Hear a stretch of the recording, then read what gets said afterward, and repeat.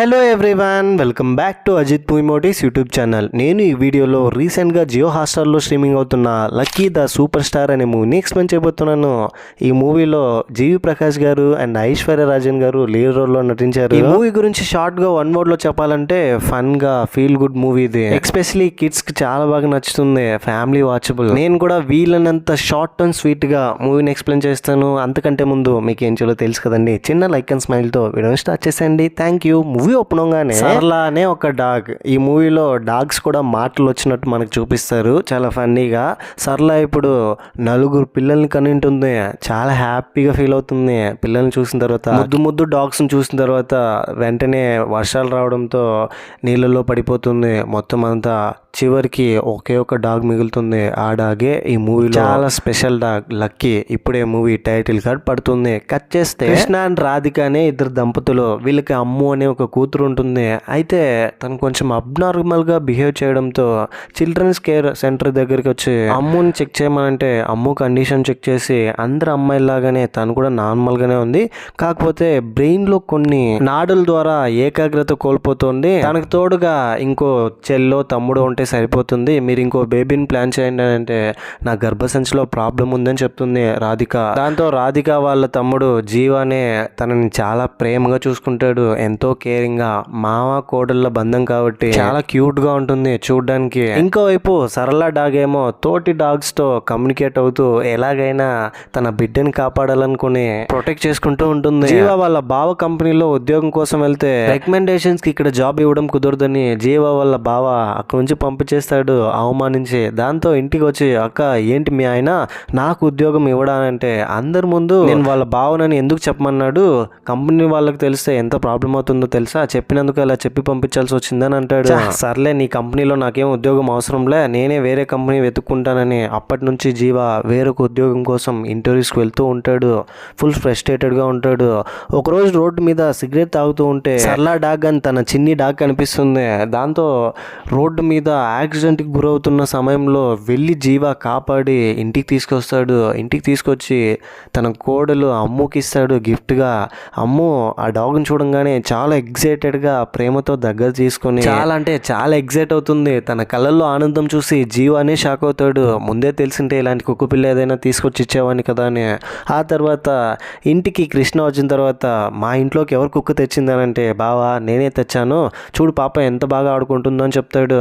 అతనికి ఇష్టం లేకపోయినా పాపకు నచ్చడంతో కృష్ణ కూడా అడ్జస్ట్ చేసుకుని ఉంటాడు. ఆ తర్వాత కుక్క పిల్లకి లక్కీ అనే పేరు పెడతారు. అమ్మ వాళ్ళ మావయ్యని లక్కీ లక్కీ అని పిలుస్తుంది, సో కుక్క పిల్లకు కూడా అలాగే పేరు పెడుతుంది ప్రేమగా. ఇంకోవైపు కుట్టి డాగ్ లక్కీ వాళ్ళ అమ్మ సరళ వాళ్ళ గ్యాంగ్ వేసుకుని ఆ ఏరియా మొత్తం వెతుకుతుంది. నా బిడ్డ మిస్ అయ్యాడు, టైం తిన్నాడో లేదో అని చాలా బాధపడుతూ వెతికితే ఎంత వెతికినప్పటికీ లక్కీ కనిపించట్లేదు తనకి. లక్కీ వచ్చిన తర్వాత అమ్ము బిహేవియర్లో చాలా చేంజెస్ వస్తుంది. మెల్లమెల్లగా తను నార్మల్ అవుతుంది, అందరితో మాట్లాడడానికి ట్రై చేస్తుంది. వీళ్ళకి కూడా ఒక హోప్ వస్తుంది, జీవాకి కృష్ణకి వాళ్ళ అక్కకి. ఒకరోజు లక్కీ అండ్ వాళ్ళ మావయ్య జీవా ఇద్దరు కలిసి పార్క్లో లక్కీని తీసుకెళ్తుంటే ఎవరో ఒక ర్యాండమ్ పర్సన్కి లక్కీ వెళ్ళి దమ్కి ఇచ్చి చుచ్చు పోసొస్తే వాళ్ళ కోపం వచ్చి మీ కుక్క పిల్ల నా మీద యూరిన్ పోసింది, ఎంత ధైర్యం ఉంటే పోస్తుందని ఇతనితో గొడవ పెట్టుకుంటారు. జీవా వాళ్ళ దగ్గర నుంచి తప్పించుకుని వాళ్ళతో ఫైట్ చేసి వస్తాడు. దాంతో అతను ఎంత ధైర్యం ఉంటే మమ్మల్నే కొడతాడు, నేను నాయకుడికి వెళ్ళి కంప్లైంట్ చేస్తానని వాళ్ళ నాయకుడికి వెళ్ళి కంప్లైంట్ చేస్తాడు. మీరు నా మనుషులను తెలిసినా మీ మీద చేయి వేసిన కుక్క ఎవరు, వెంటనే కిడ్నాప్ చేసి నా దగ్గర తీసుకురండి అని చెప్తాడు. దాంతో వాళ్ళు జీవా అండ్ కుక్క పిల్ల కోసం వెతుకుతూ ఉంటారు. కిడ్నాప్ చేసి తీసుకురావడానికి రోజు వీళ్ళు ఎక్కడెక్కడికి వెళ్తున్నారో మొత్తం రెక్కి చేసి ఫాలో అవుతూ ఒకరోజు జీవ వాళ్ళ బావ కృష్ణ లక్కీని పార్క్లోకి టాయిలెట్ పోవడానికి తీసుకొస్తే అదే టైంలోనే వీళ్ళు ఉంటారు. ఇదే మంచి సమయం అని కృష్ణకి మత్తు మంది కలిపిన కచ్చిప్పు అడ్డుపెట్టి మొహం మీద తను స్ప్రో కోల్పోయేలా చేసి ఫైనల్లీ లక్కీని కిడ్నాప్ చేసి తీసుకెళ్ళిపోతారు వాళ్ళ నాయకుడి దగ్గరికి. ఒరే పిచ్చోళ్ళారా, ఈ కుక్కని ఎందుకు తీసుకొచ్చారు, తీసుకురమ్మంది మిమ్మల్ని కొట్టిన మనిషిని రా అంటే అన్నయ్య మీరే కదా మిమ్మల్ని కొట్టిన కుక్కను తీసుకురండి అని అన్నారు, అందుకే అందుకే మేము దీన్ని తీసుకొచ్చామని చెప్తే సడన్గా వాళ్ళ నాయకుడు వాళ్ళ అత్తయ్యకి హార్ట్ అటాక్ వస్తుంది. దాంతో వీడు చాలా హ్యాపీగా ఫీల్ అవుతాడు. ఈ కుక్క రావడం వల్లే మా అత్తకి యాక్సిడెంట్ వచ్చింది, ఎప్పుడు చూసినా నన్ను తిడుతూనే ఉంటుంది, నేను ఎప్పటికీ ఎమ్మెల్యే కానని చెప్తూ ఉంటుంది, పీడ వదిలిపోయింది, ఇంట్లోనే ఉంచుకుందామని అనుకుంటాడు. ఇంకోవైపు లక్కీ మిస్ అయిపోయిన విషయం జీవాకు తెలిసి అమ్ము ఏడుస్తూ బాధపడుతూ ఉండడంతో ఆ ఏరియా మొత్తం జీవా వాళ్ళ ఫ్రెండ్తో కలిసి వెతుకుతాడు. ఎంత వెతికినప్పటికీ లక్కీ కనిపించదు. పోలీస్ స్టేషన్లో వెళ్ళి కంప్లైంట్ ఇస్తే కుక్క పిల్ల మిస్ అయితే కంప్లైంట్ ఫైల్ చేయాలా, వెళ్ళని జీవన్ తిట్టి పంపించేస్తారు. ఆ తర్వాత ఆ ఏరియాలో ఐశ్వర్య అనే ఒక అమ్మాయి ఒక ఫామ్ హౌస్ లాగా కట్టించి అందులో కుక్క పిల్లల్ని పెంచుతూ ఉంటుందని, అక్కడికి వెళ్తే ఏమైనా లక్కీ దొరుకుతుందేమో అని జీవా ఫ్రెండ్ ఇద్దరు కలిసి ఐశ్వర్య దగ్గరికి వెళ్తారు. అక్కడికి వెళ్ళి మిస్ అయిన కుక్క పిల్లని ఫోటో చూపిస్తే లేదు ఇక్కడికి రాలేదని చెప్తుంది. ఏమండి అలా అనకండి, ఎంత డబ్బులు ఖర్చు అయినా పర్లేదు, లక్కీ మాత్రం మాకు కావాలంటే మేమేమైనా ఇక్కడున్న వాటితో బిజినెస్ చేస్తున్నామా, రాలేదని చెప్తున్నాను కదా నమ్ము అని వీళ్ళపై ఫైర్ అవుతుంది. దాంతో జీవా ఫ్రెండ్ ఏం చేస్తాడంటే ఏదో ఒక కుక్క పిల్లని తెలియకుండా తీసుకెళ్ళిపోతాడు.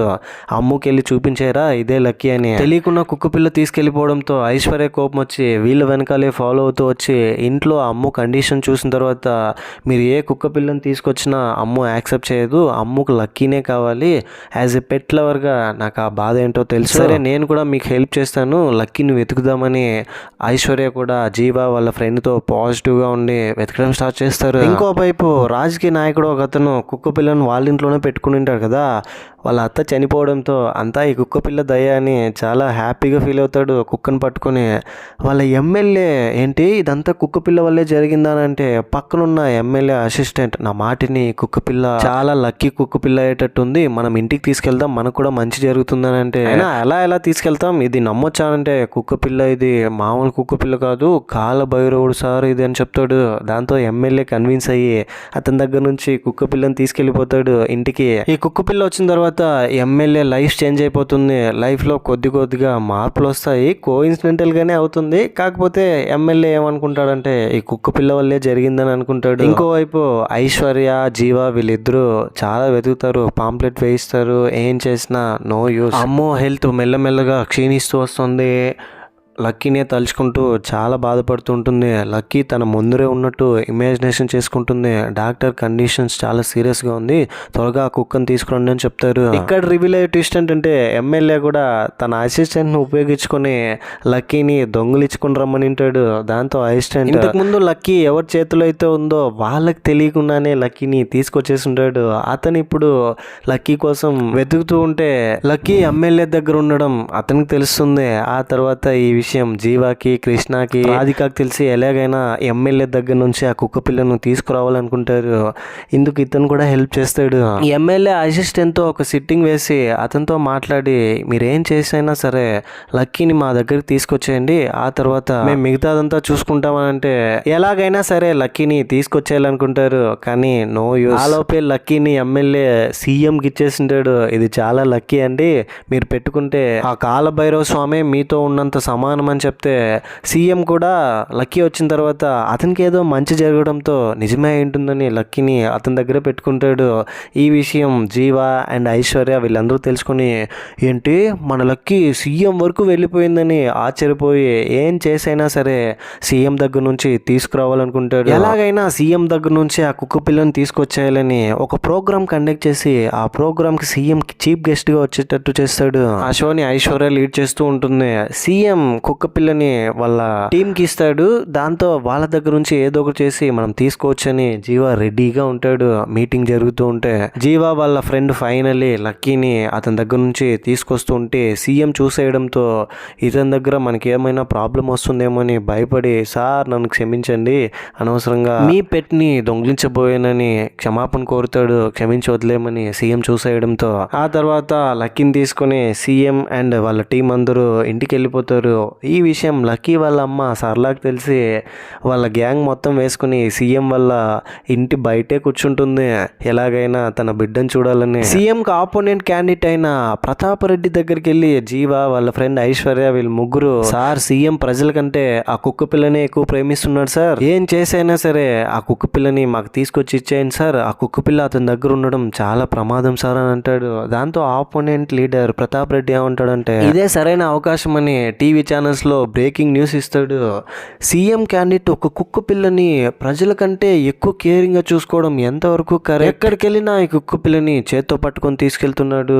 ఏంటి చాలా మిస్టీరికల్ థింగ్స్ అన్ని సీఎం చుట్టూ జరుగుతున్నాయి. కుక్క పిల్లకి సీఎంకి సంబంధం ఏంటి? సడన్ గా ఎప్పుడు లేనిది ఇప్పుడు ఎలా వచ్చిందని పెద్ద క్వశ్చన్ రైజ్ చేస్తాడు. చాలా సిల్లీగా ఎక్కువ న్యూసెన్స్ అవడంతో సీఎం ఏం చేస్తాడంటే ఇదంతా ఈ కుక్క పిల్ల వల్లనే కదా, వెళ్ళి ఎక్కడైనా పారేద్దాం, లేనిపోని నెగిటివిటీ మనకి ఎందుకు అనుకుని నేనేం దీన్ని బానిసలా పెంచలేదు, స్వేచ్ఛగానే ఇక్కడ పెంచుతున్నానని ఎవరికి చెప్పినా కూడా ఏం లాభం అని వాళ్ళ ఫ్యామిలీ బాగోగులు చూసే ఒక స్వామీజీని పిలిపించి ఈ కుక్క నాకు నిజంగానే లేదంటే దీని ద్వారా రాజకీయంగా నేను ఇంకా కిందకి వచ్చేస్తానా అంటే స్వామీజీ కుక్క పిల్లని చూసి పని చేద్దాం, గ్రహాలన్నీ ఏం చెప్తున్నాయంటే ఈ కుక్క పిల్లని చంపేసి కాలభైరవుని గుడి కట్టి కుక్క పిల్ల విగ్రహం కట్టి నువ్వు ప్రేమగా పెంచుకుంటున్న కుక్క పిల్ల చనిపోవడంతో గుడి కట్టించానని ప్రజల దగ్గర సింపతి కూడా క్రియేట్ చేసుకో, ఒక పూజ ఏర్పాటు చేద్దాం, ఆ పూజలోనే కుక్క పిల్లని చంపేద్దామని ఫిక్స్ అయ్యి అదంతా చెప్తాడు. ఈ విషయం తెలుసుకున్న జీవ, ఐశ్వర్య వాళ్ళ ఫ్రెండ్ వీళ్ళు ముగ్గురు కలిసి సీఎం ఇంటి బయట వెయిట్ చేస్తుంటే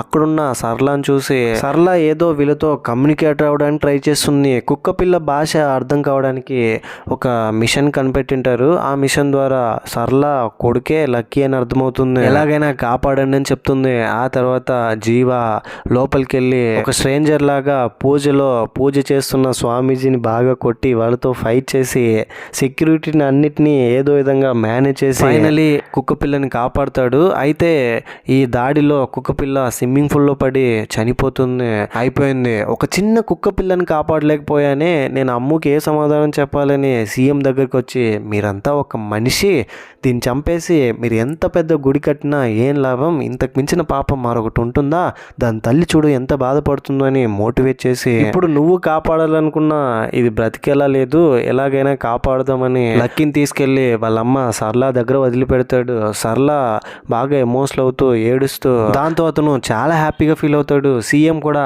అతను చేసిన తప్పుని సరిదిద్దుకోవాలని లక్కీని తీసుకెళ్ళమంటాడు. జీవా కూడా ఇది ఎవరి దగ్గర ఉండడం సేఫ్ కాదు, వాళ్ళ అమ్మ దగ్గరే ఉండిపోని అని సరళ దగ్గర వదిలిపెట్టి వచ్చేస్తే సరళ ఫస్ట్ టైం లక్కీ నోరు తెరిచి అమ్ము అని అనడంతో అమ్ముపై లక్కీకి ఎంత ప్రేమ ఉంది, లక్కీకి అమ్ము అంటే ఎంత ఇష్టం అని తెలుసుకుని తిరిగి సరళ జీవా దగ్గరికి వచ్చి లక్కీని అప్పజెప్పొచ్చేస్తుంది. వీళ్ళ దగ్గర ఉండడమే కరెక్ట్ అని. ఆ తర్వాత వాళ్ళ గ్యాంగ్తో మనం ఇంకొన్ని పిల్లలకి అందామని హ్యాపీగా అక్కడ నుంచి వెళ్ళిపోతుంది. జీవా లక్కీని తీసుకెళ్ళి అమ్ముకి ఇస్తాడు. అమ్ము కూడా లక్కీ కనిపించడంతో చాలా హ్యాపీగా ఫీల్ అయ్యి మెల్లగా హెల్త్ కూడా బాగుతుంది. ఐశ్వర్య జీవాకి మధ్య మంచి బాండింగ్ ఏర్పడుతుంది.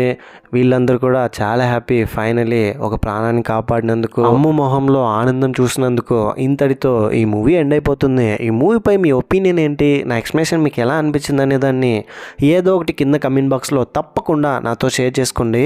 వీలైనంత వరకు షార్ట్గా చెప్పడానికి ప్రయత్నించా. అండ్ ఇలాంటికైనా మరిన్ని ఇంట్రెస్టింగ్ మూవీస్ ఎక్స్ప్లెనేషన్ వీడియోస్ కోసం మన ఛానల్ని సబ్స్క్రైబ్ చేసి బెల్ ఐకాన్ క్లిక్ చేసేయండి. ఇంతకంటే ఇంట్రెస్టింగ్ వీడియోతో మీ ముందు